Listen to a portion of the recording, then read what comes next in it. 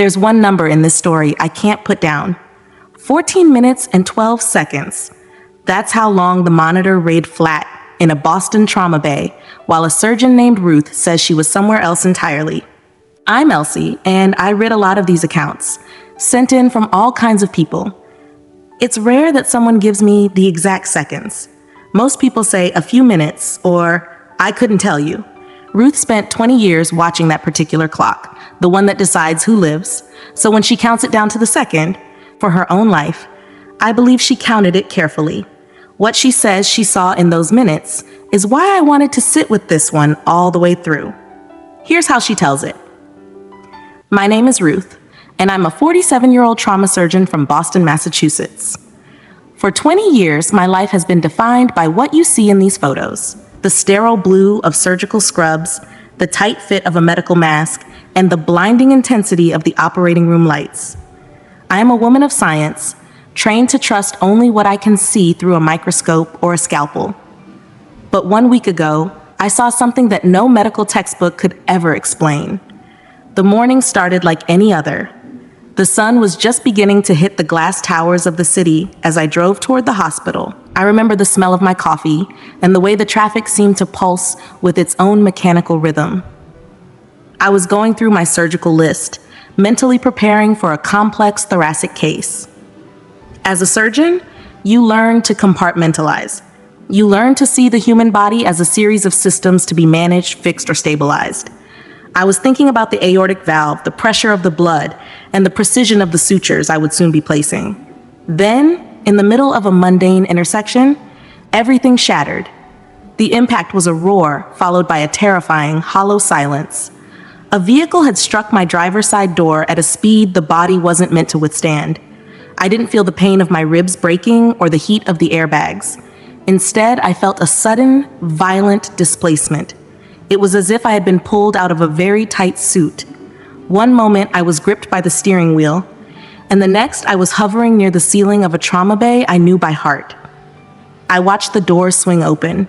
I saw the team, my friends, my colleagues, rush toward the gurney where my broken body lay. I saw the man in the surgical mask, the same one from the photos, leaning over me with a look of intense professional desperation.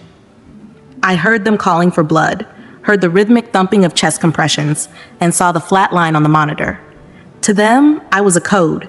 I was a failure of physics and biology. But from where I was, I felt more alive than I ever had in my 47 years. I keep going back to that line. I felt more alive than I ever had. Not frightened, not confused, more alive while watching her own team fight to save her. I don't know what to do with that, honestly. Everything I'd expect from a moment like that is fear, and it simply isn't there in what she wrote. I've noticed that missing fear in a few other accounts too, and I still don't have a good answer for why it disappears right when you'd think it would be strongest. If something like that has ever happened to you, real danger, and instead of fear, this kind of calm, I'd like to know what that felt like from the inside. Suddenly, the hospital walls seemed to dissolve. It wasn't that they disappeared, but rather that they became transparent, like layers of gauze being pulled back one by one. The sterile environment I had trusted my whole life was revealed to be just a small, dim corner of a much larger, more vibrant reality. I felt myself being drawn upward, not through space as we understand it, but through a change in frequency. The silence was replaced by a sound that wasn't music, but felt like the essence of music, a deep, resonant hum that vibrated through my very being. Then the light appeared. As a surgeon, I am used to the bright, cold lights of the operating room designed to reveal every imperfection. This light was different. It was warm, golden, and it didn't just shine on things. It shone through them. It was a conscious, living light. And in the center of that light, I saw him. He didn't look like the statues or the stained glass. He was the embodiment of that light, and presence of such overwhelming love and authority that my analytical, scientific mind simply bowed in recognition. I knew with a certainty that transcended any medical fact that I was standing before Jesus. Ruth, he spoke. The name resonated within me, carrying the weight of my entire history. He didn't use a voice that traveled through air. It was a direct transmission of thought, clear and undeniable. You have spent your career trying to keep the light in the vessel. Now let me show you the light itself. I noticed the word she reached for right there, the vessel. That's not an ordinary word. That's a surgeon's word, the kind you'd use for a body on a table, for something built to carry and hold something else. She says that's the exact word Jesus used back to her, like he was speaking her own language on purpose, meeting her right where her whole career had trained her to think. I don't know if that's just how her mind translated whatever she experienced into words she already had, or something more deliberate than that. But it's the kind of detail that only fits this particular story, and it's the reason I read it twice before writing anything down. He gestured, and suddenly I was shown a vision that completely changed how I view my profession. I saw the hospital again, but this time it was teeming with activity that no camera could capture. I saw the trauma bay where my body was lying, but it wasn't just my colleagues working. I saw beings of radiant, steady power standing behind each person. These angels were not floating aimlessly, they were focused. I saw one placing its hands over the hands of the nurse who was trying to find a vein. I saw another standing at the head of the bed, radiating a calming blue light that seemed to stabilize the chaotic energy in the room. Jesus guided my focus to the waiting room. I saw a woman sitting alone, her face buried in her hands, waiting for news of a loved one. She felt completely abandoned, but I saw 3 angels surrounding her. One had a hand on her shoulder, and as I watched, the woman took a deep, shuddering breath and seemed to find a sudden, inexplicable strength. They are the invisible residents, Jesus explained. They minister to the spirit while you minister to the flesh.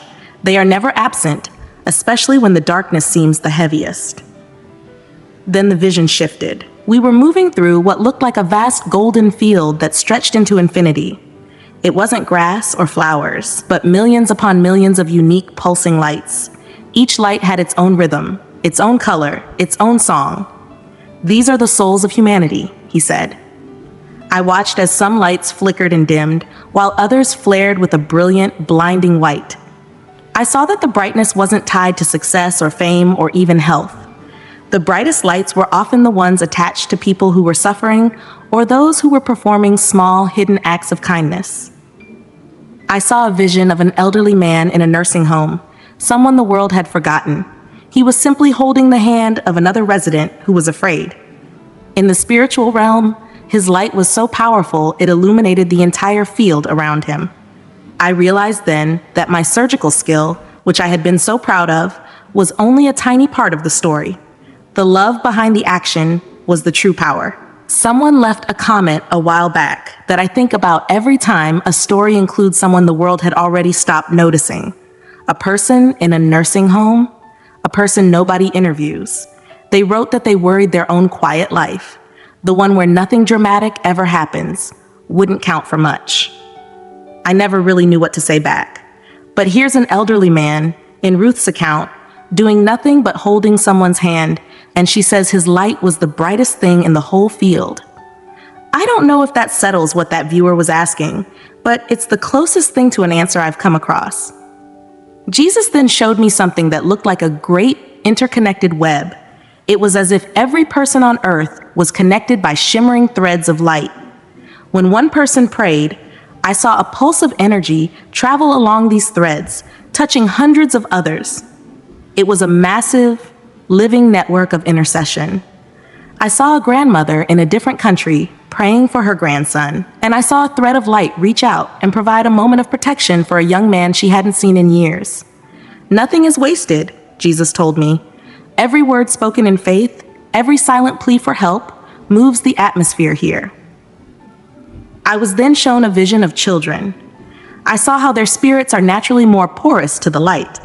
I saw children playing in a park, and I could see that they were interacting with the spiritual world with a natural ease that adults have forgotten.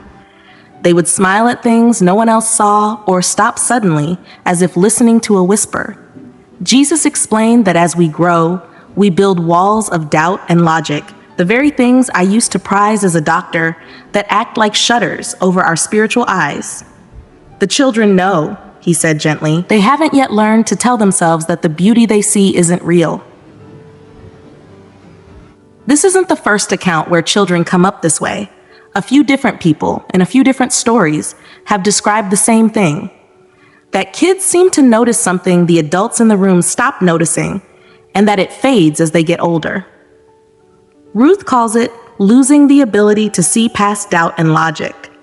Someone else called it almost the exact same thing in different words months ago. I don't know children well enough to say whether that's really what's happening or whether we just stop asking children what they see, so we stop hearing about it. Either way, it keeps showing up, and I keep noticing it. I saw another vision of a classroom.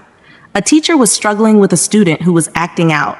The teacher was frustrated and tired. But then I saw an angel whisper to the teacher, bringing to her mind a memory of her own childhood struggle. The teacher's face softened, her anger vanished, and she reached out to the student with genuine compassion. In that moment, the spiritual web between them flared with a beautiful healing gold. I asked him about the people who don't believe, the ones who feel there is nothing beyond the operating table. Jesus showed me a vision of a dark room where the windows were painted black. Outside, the sun was shining brilliantly, but the person inside believed it was midnight. The sun does not stop shining because the shutters are closed, he said. I do not stop loving them because they do not see me. The angels continue their work even in the darkest rooms, waiting for the smallest crack in the paint. As we moved further into this realm of living light, I began to see that the world I had known, the world of hospitals, traffic, and physical laws, was only the surface of a deep, endless ocean. Jesus took me into a vision of a crowded city street during the height of rush hour. To my surgeon's eyes, it usually looked like a mess of metal and stressed out people. But now, I saw the truth. For every person walking the sidewalk or sitting in a car, there were guardians weaving through the crowd. I saw a young man looking at his phone, about to step off the curb into the path of a speeding bus. Time seemed to slow down to a crawl. I saw an angel, a being of shimmering, steady gold, reach out and gently brush the young man's shoulder. It wasn't a shove or a loud shout. It was a soft nudge of thought. The young man stopped, looked up, and stepped back just as the bus roared past. He shook his head, thinking he'd just had a lucky break or a sudden moment of clarity. He had no idea that a hand from another world had just saved his life. Jesus looked at me and said, "What you call luck, we call intervention. There are no accidents in the eyes of the Father, only moments where the veil is thin enough for us to act." Something shifts right here. Up to this point, Ruth has mostly been shown her own hospital, her own people. Now Jesus takes her to a stranger on an ordinary street and tells her flatly that there's no such thing as an accident, that what she'd call luck, he calls intervention. That's a much bigger claim than anything before it, and it's the moment this stopped being only her story and started sounding like a statement about everyone. I don't know how to sit with a claim that large. I can sit with one man's near miss with a bus. I'm still working out what to do with no accidents as a rule for every single person walking around. Next, I was shown a vision of a large hospital, not unlike the one where I worked. But instead of looking at the patients, I was shown the atmosphere of the rooms. I saw a room where a man was recovering from a long illness. The air in his room was thick and gray, filled with his own thoughts of worry and defeat. But then, a friend walked in. This friend didn't say anything profound. He just sat down and started to talk about the beauty of the morning and his gratitude for their friendship. As those words of life and hope were spoken, I saw pulses of white light enter the room. The gray fog began to dissipate. The angels in the room seemed to catch these pulses of light, using them to strengthen the man's spirit. It was like watching a spiritual blood transfusion. I realized then that our words carry a weight I had never understood. In the operating room, I was always careful about the tools I used, ensuring they were sharp and clean. But I had never been that careful with my words. I saw that faith-filled words create a resonance that angels can use to build a hedge of protection around a person. Negative, fearful words, on the other hand, create a sort of spiritual static that makes it harder for that person to perceive the help that is right next to them. Jesus then led me to what I can only describe as a vast workshop of the soul. It wasn't a physical building, but a space where the growth of every person was being carefully tended. I saw a man going through a period of great loss. He had lost his job and his sense of purpose. To the world, he looked like a failure. But in this spiritual workshop, I saw that he was undergoing a profound transformation. The shaking of his life was breaking away old layers of pride and self-reliance that had kept his soul small. Beneath the surface, his spirit was beginning to glow with a new kind of resilience. I saw angels surrounding him, not with looks of sadness, but with looks of intense, focused encouragement. They were like coaches watching an athlete during a grueling training session. They knew the value of what he was gaining through the struggle. Jesus whispered to me, "The world sees the breaking, but I see the making." Suffering is never the end of the story. It is often the beginning of a deeper sight. Some souls are strengthened in the quiet, and some are forged in the fire. Both are equally precious to me. I then saw a vision that touched me deeply as a mother and a doctor. I saw a mother praying in the middle of the night for her child who had strayed far from home. Her prayers weren't loud or eloquent. They were just whispered pleas for safety and return. Each time she spoke, I saw a literal streak of light shoot out from her heart and travel across the globe. I followed one of these streaks to a dark alley in a distant city where her son was about to make a choice that would have ruined his life. The light from her prayer reached him, and in that moment, an angel was able to bring a specific memory of his childhood to the forefront of his mind, a memory of being loved and safe. The young man stopped, turned around, and walked away from the danger. The mother back home had no idea her prayer had reached him at that exact second. She just kept praying, feeling like her words were hitting the ceiling. But I saw that every sincere cry is a bridge. Jesus explained, "Love is the most powerful force in the universe because love is the substance of heaven. When you love someone, you create a permanent spiritual connection that even death cannot break. My angels use those connections as paths to reach those who are lost." This is close to a shape I've read before, a parent praying at night, and somewhere far away, at that exact moment, their child is stopped from a decision they'd have regretted. I've seen that same shape in stories from people who have nothing else in common. I don't know if that means something real is happening in those minutes, or if it's just the way people naturally tell a story about love and worry, that we reach for the same picture because it's the only picture big enough for the feeling. I'd genuinely like to hear from someone who's had the opposite experience, who prayed hard for someone and never got any sign it landed at all. I was then shown why some people are given dramatic experiences like mine, while others live their whole lives in quiet faith. I saw a man who had never seen a vision or heard a voice. He lived a simple life of service, helping his neighbors and trusting God through every hardship without any supernatural proof. His light was incredibly steady and deep. This soul, Jesus said, has learned to see with the eyes of the heart. He does not need the outward sign because the inward reality is so strong. Those who walk by faith alone often develop a spiritual muscle that is rare and beautiful. In contrast, I saw a person who was very spiritual but very proud. They had many visions and talked loudly about their experiences, but their light was flickery and thin. Their pride acted like a barrier, preventing the light from actually transforming their character. It was a sobering reminder that the gifts aren't the point. The relationship and the transformation are. Jesus then showed me a vision of the end of a physical life. I saw a room where an elderly woman was taking her final breaths. Her family was weeping, feeling the sting of the approaching separation. But in the spirit, the room was filled with a celebration.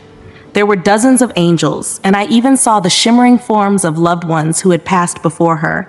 They were all waiting with such joy. As her physical heart stopped, I saw her spirit step out of her body. She looked young, vibrant, and completely whole. There was no transition of traveling to a far-off place. She was simply fully present in the light that had been around her all along. No one ever crosses the threshold alone, Jesus assured me. My messengers are the welcoming committee for every soul, regardless of how they lived or how they died. We are there to catch them the moment they let go of the physical. This brought me such peace. thinking of the patients I had lost over the years. I had always felt a sense of defeat when a patient died, as if I had failed my mission. But now I saw that for the soul, it wasn't a defeat. It was a graduation into a reality that is more real than anything we can touch. I then saw how angels interact with our creative minds. I saw a musician struggling to write a song and a scientist, much like I used to be, trying to solve a problem. I saw angels standing by them, leaning in. They weren't giving them the answers directly, but they were stimulating their thoughts, bringing together ideas that the person hadn't connected before. It was a beautiful collaboration between the human spirit and the divine. I realized that all true beauty and all true discovery come from this hidden partnership. We are never truly the sole authors of our best work. As this part of the journey continued, I felt a deepening sense of my own smallness, but also my immense value. I wasn't just a surgeon. I was a part of this grand, living movement of light and love. Every choice I made, every word I spoke, and every prayer I offered had a ripple effect that went on forever. My name is Ruth, and I'm a 47-year-old trauma surgeon from Boston, Massachusetts. For 20 years, my life has been defined by what you see in these photos: the sterile blue of surgical scrubs, the tight fit of a medical mask, and the blinding intensity of the operating room lights. I am a woman of science, trained to trust only what I can see through a microscope or a scalpel. But 1 week ago, I saw something that no medical textbook could ever explain. I want to point out something plain and a little strange. Ruth just said her own opening again, word for word, the exact sentence she used at the very start of this account. I don't think that's a slip I should smooth over or edit past. People don't usually repeat their own introduction in the middle of telling a story unless something in them needed to say it again. Needed to plant her feet back on the ground, the surgeon, the 20 years, the microscope and the scalpel, right before going somewhere even harder to explain than where she'd already been. I don't know for certain that's what happened here, but I noticed it, and I didn't want to read past it without saying so. As we continued to move through that atmosphere of pure understanding, Jesus showed me a vision of a small hospital chapel. It was late at night, and only a few people were gathered there, singing softly. I saw that as they sang, their collective focus created what looked like a shimmering dome of light that extended through the ceiling and high into the spiritual sky.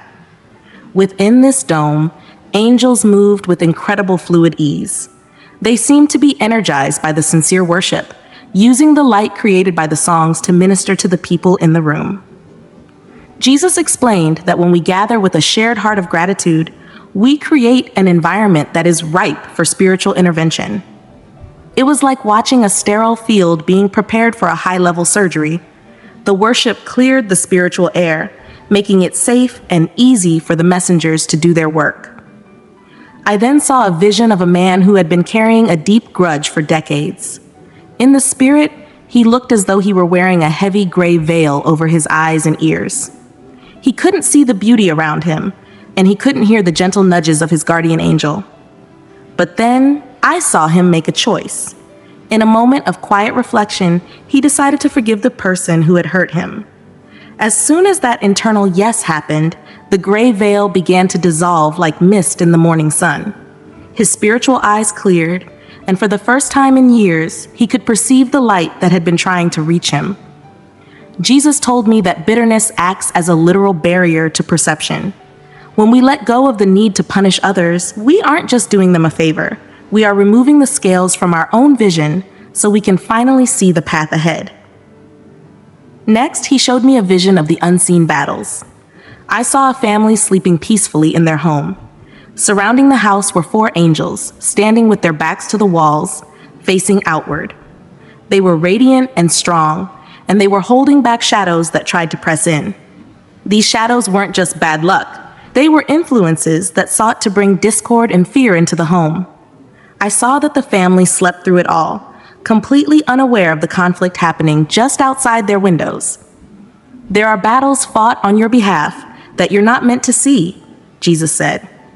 If you saw every conflict, you would never find rest.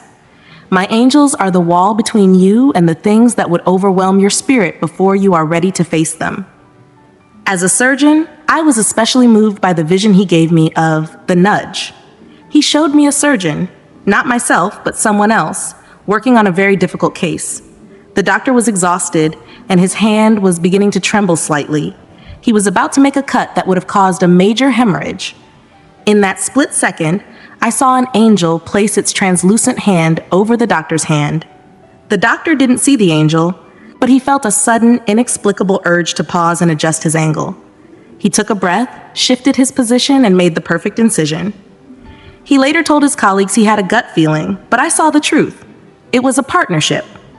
Jesus explained that what we call intuition or instinct is often the quiet, respectful guidance of our guardians who know exactly what we need in our most critical moments. He then showed me the power of humility. I saw a very wealthy and powerful man who believed he was the master of his own destiny. In the spiritual realm, he seemed to be walking through a thick fog created by his own pride. He was constantly tripping over obstacles because he refused to look down or ask for directions. Then I saw a woman who worked as a janitor in the same building. She was humble and kind, always aware of her need for God's help. Her spiritual environment was crystal clear. She could see the coincidences and the signs that the powerful man missed entirely. Pride, Jesus said softly, acts like a heavy curtain. It tells you that you already know everything, so you stop looking for the light.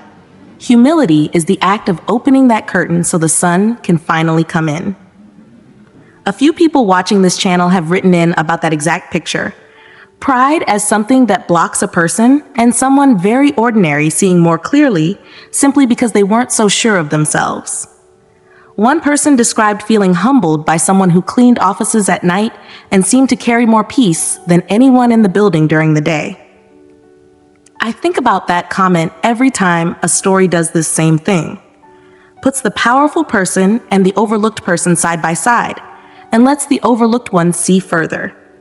I don't have a tidy explanation for why that keeps happening. I just know it isn't only in this one account. Finally, he showed me how our memories are used by the spiritual world.